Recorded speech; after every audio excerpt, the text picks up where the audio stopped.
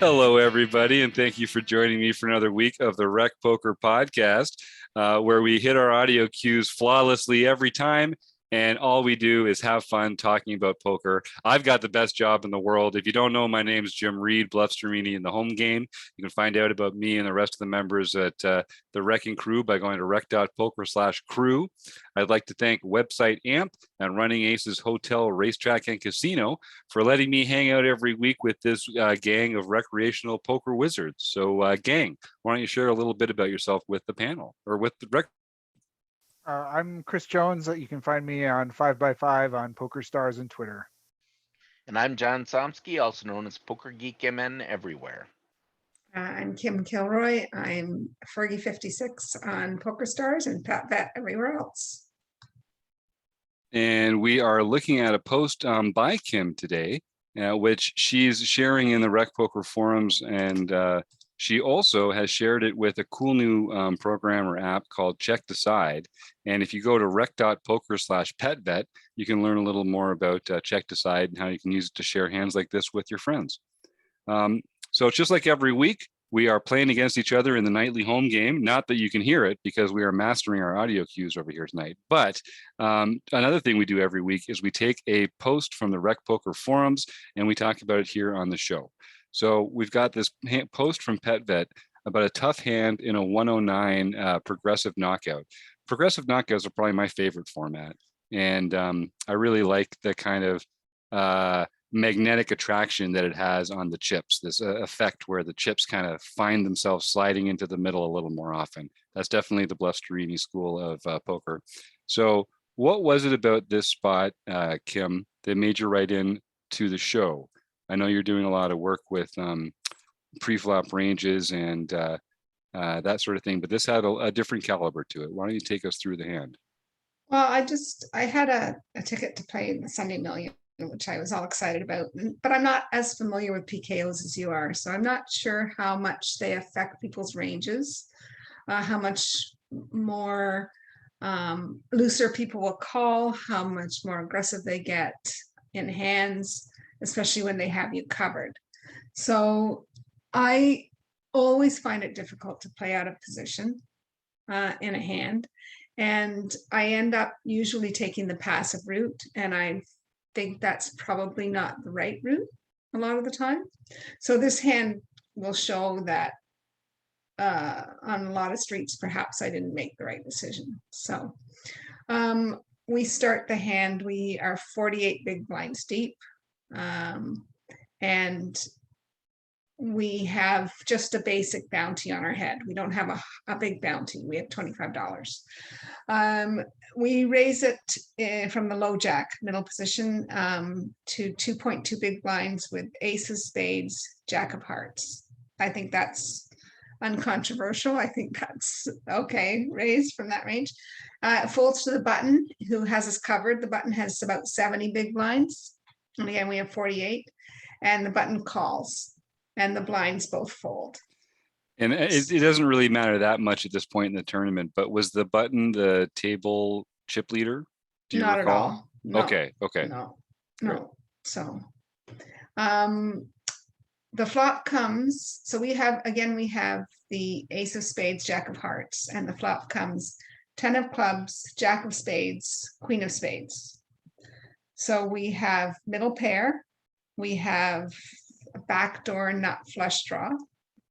We have a gut shot straight draw to Broadway. I decide to check this flop because I think that this also hits a lot of the buttons calling range. Pretty much hits the buttons calling range, and I don't want to get check raised off of the equity that I have here. So, but maybe I should be making a C bet. And maybe I should be making, and if I do make a C bet, should I be making a big C bet because of the how this flop is like?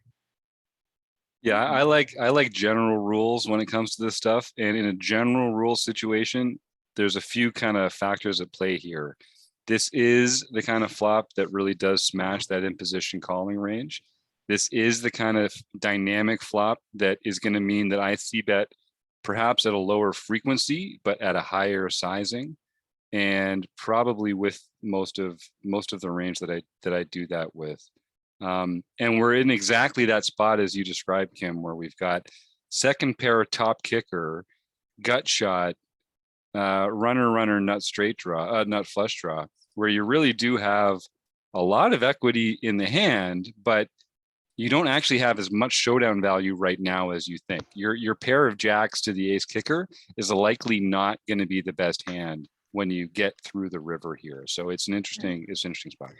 I probably would not put this, as far as what is in the villain's range, I wouldn't think that ace king would be in the range. I wouldn't think that any of these sets would be in the range, but I think he has all two pairs, and I think he has lower non-nut straights as well in the range here. So, as well as, under pairs and other various cards. So I also noticed that this player had a 33% fold to c-bet. So when I know I'm not going to get a fold from a c-bet, sometimes, yeah, I mean, with my value, obviously I'm always going to c-bet. And then with a hand like this, which has got, medium strength hand, I'm going to check sometimes when I'm out of position. So I don't know. What do you guys think? So what would you do? I think this is a great hand, because I think this is a really, what to do with middle pair in these kinds of spots, and what to do when do we c-bet middle pair and when do we not, I think is a really complicated question, and I think it's a really good one to talk about. So I actually want to talk about the ace of spades here. So if you had ace of diamonds, jack of hearts here, would you be more or less inclined to bet? And I guess this is a question for anyone. I probably would be more inclined to bet, because I don't mind getting raised off. I like folding to a raise. And I certainly would bet if this was the big blind that had called me, Right. and I had position.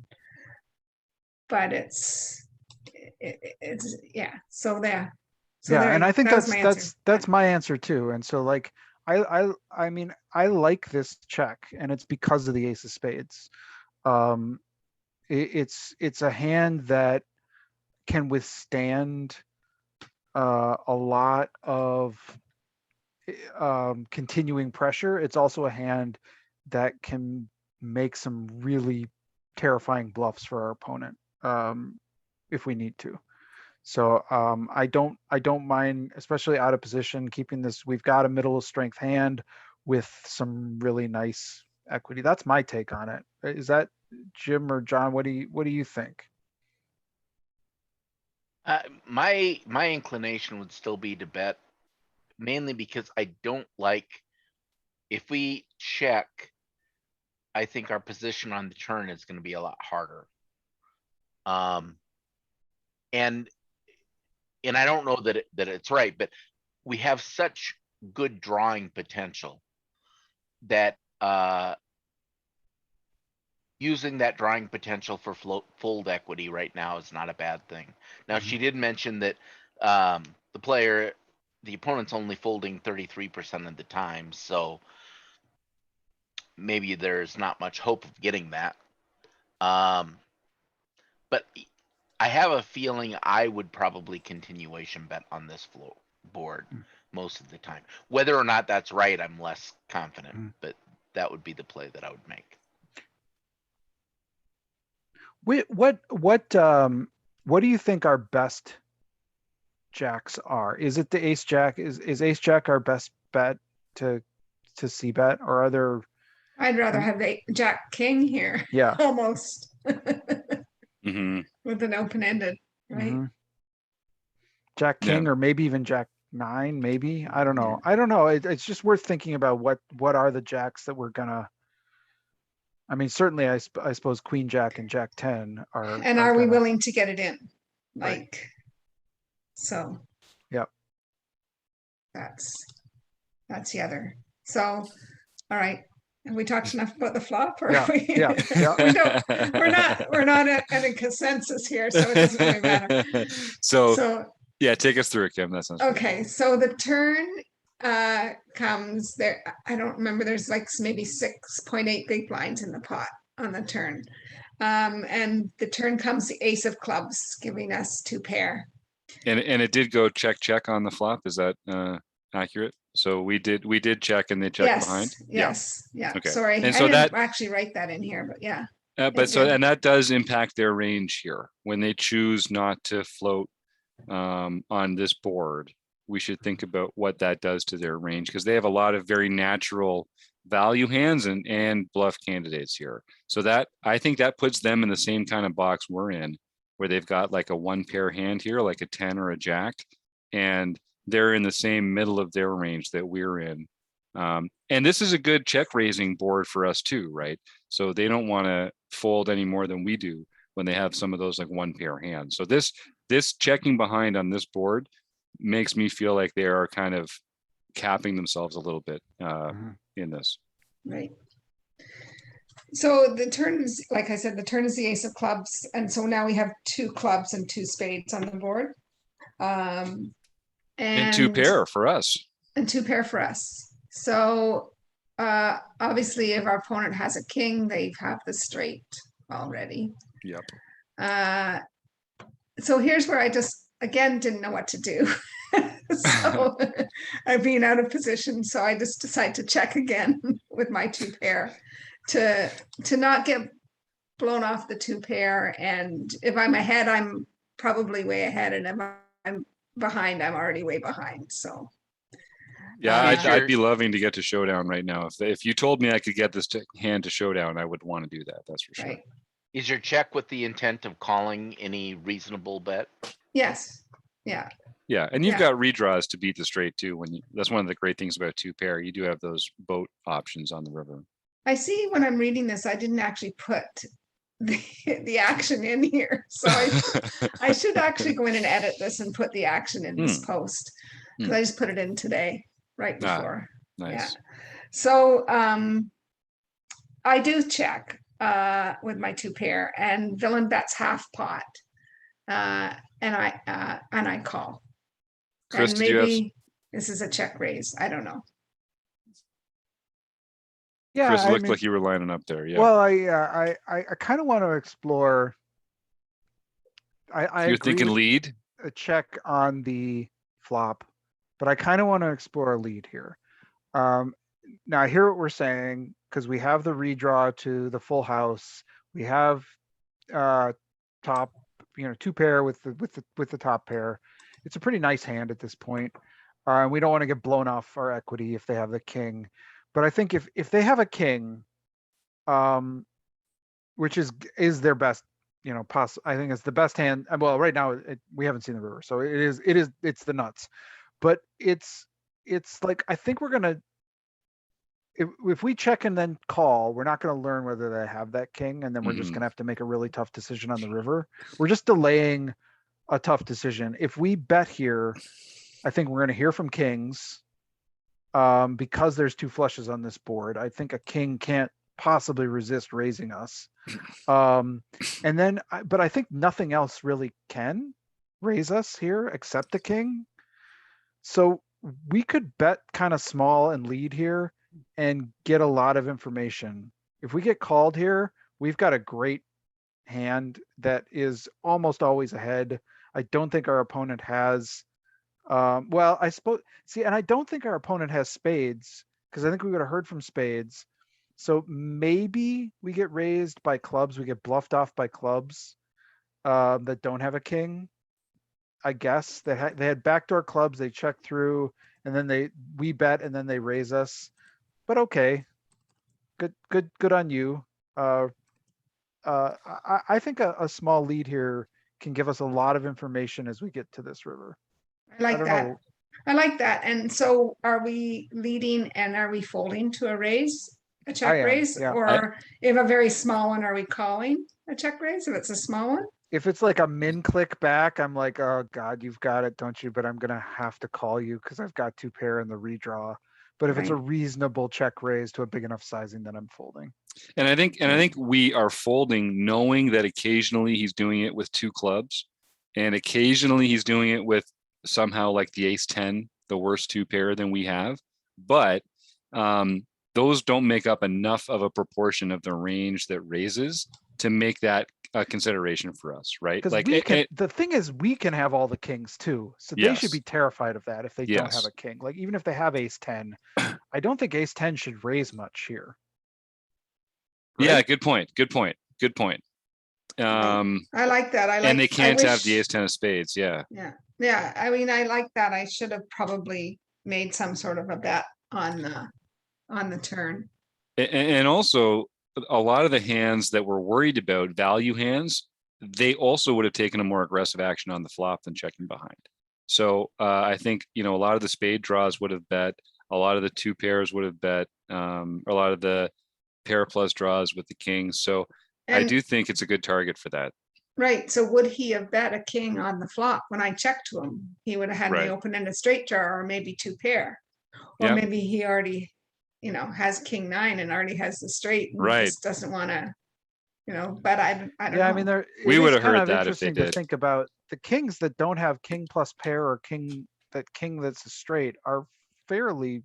Yeah. I mean, you have to be a pretty loose button. So It's all but I king could plus pair see for me. king 10 and king jack. Yeah. Sort of saying, let's see how this plays out. I don't want to. The same thing that we said on the. I'm even though I'm in position, I don't want to get blown off my equity here. Mhm. Mhm. Yeah, it feels like this, like king jack of diamonds kind of thing would play this exactly in that way. Although, yeah, no, I think that's right.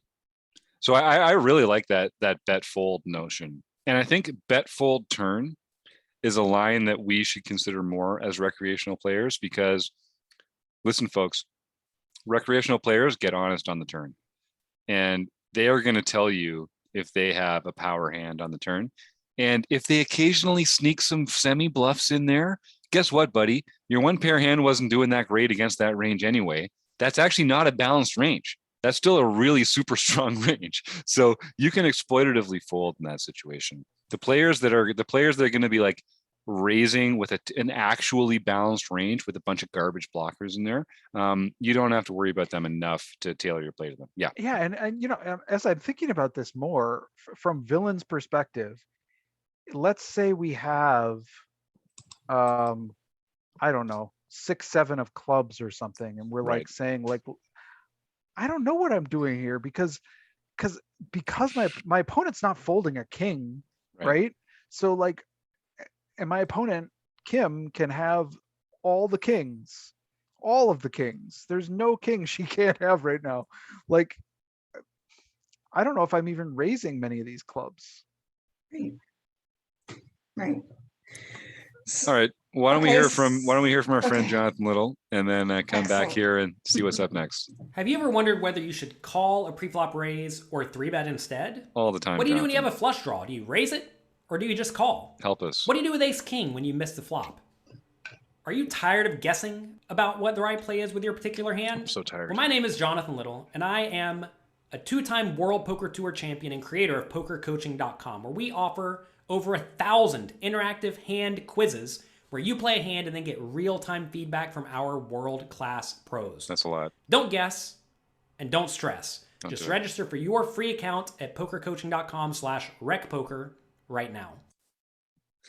Thank you, Jonathan. It's so kind of Jonathan just hang out here in the booth every once in a while and just come out and make that live announcement every single time. All right, Jonathan, thank you very much. Good luck with the rest of your coaching tonight. All right, so yeah, here we are. We're talking about this hand a little further on. So the turn is the ace of clubs. We check with our two pair. Villain bets half pot, and we call. And the question that Kim asks in the chat is a check raise better here? And a check raise is kind of it's one of those scary spots where we really do allow our opponent to operate perfectly. But this bet fold from Chris is a really interesting take that I think might actually be the better line there. I like it better. I Yeah. like it a lot. Yeah. All right. Well, as played, they bet half pot and we call. So there's now 13.8 big blinds in the pot. The river is the 2 of spades, which brings in the 3rd spade on the board, and we have the ace of spades in our hand. So I thought this is a great card for me. Mhm. I'm and perhaps I should have put out a blocking bet on this, but I was thinking about check raising this as a bluff if they bet again to get a king to fold. Yeah. So in game, I thought I'm going to check and I'm going to check raise his hand because I might get called by worst two pair and I might make a king fold. But you know, you never know. It's one of those magical bets, right? You might get a better hand to fold and you might get a worse hand to call. I love those bets. Those are great bets. Right. So that was my thinking, but in retrospect, it's always easy. Maybe I should have put out some sort of a block bet here of 25 to 30% of the pot, with knowing that I'm the one that could have the nut flush in my hand.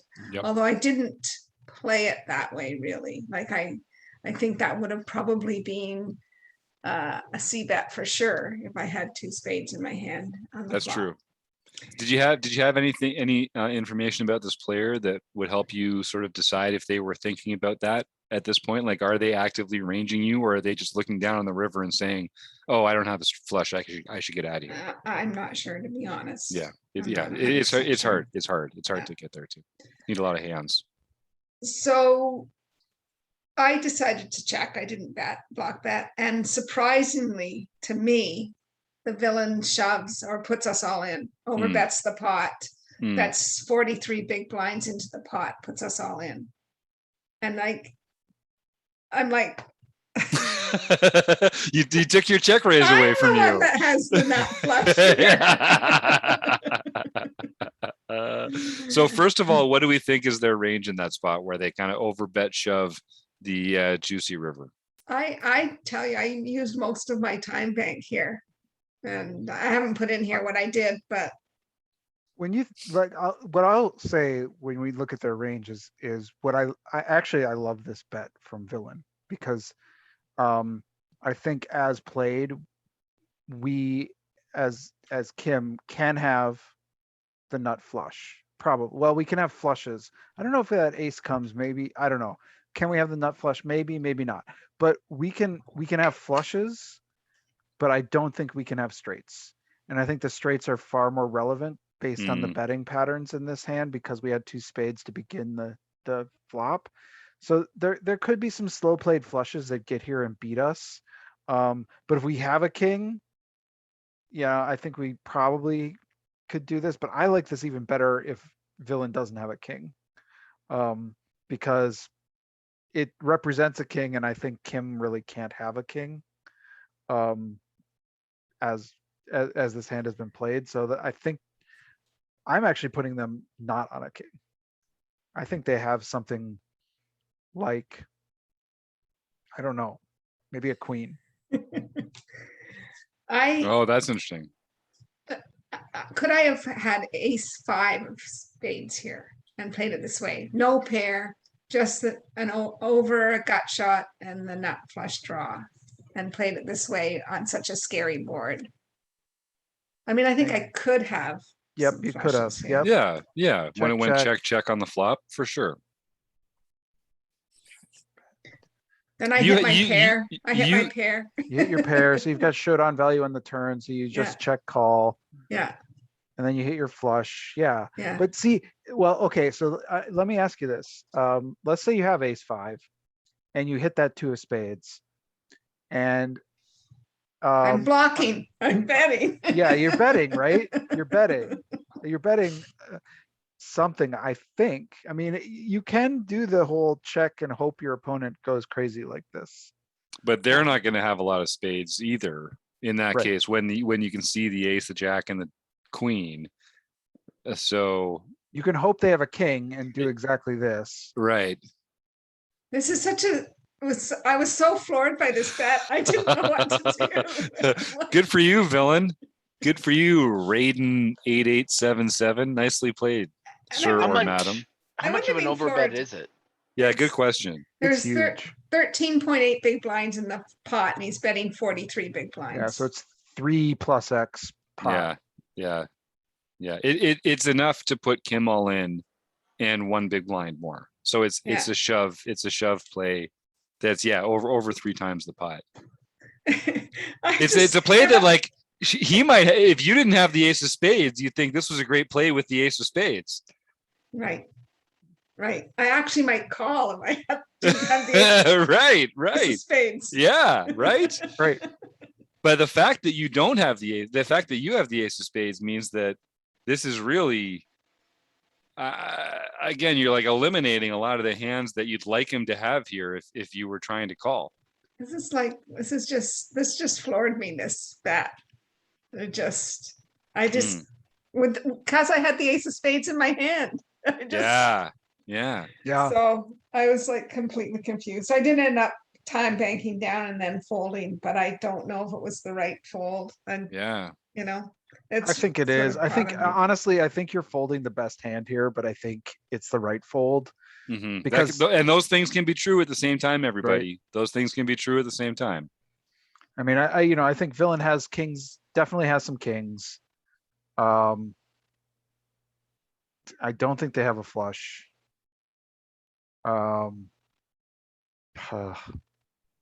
They could have a lot of worse two pairs here and are doing this for some, like because they know you can't have a king. They could have something like king 9 of spades here. Yeah. So they flop Yeah, the that's a good point. straight. And so they're just slow playing it and then they decide on the turn they can't slow play it anymore. But then why would they bet so much? Like, why are they betting so much? Yeah, what are they? I mean, I guess they're I don't know what they're. I mean, if you have, what are you hoping for there? Like, right, because the next highest flush that's not the ace is the 10. So you're hoping to get called by a 10 high flush? No, king high. Or just a king. Or no, if he doesn't have a king, right? Yeah.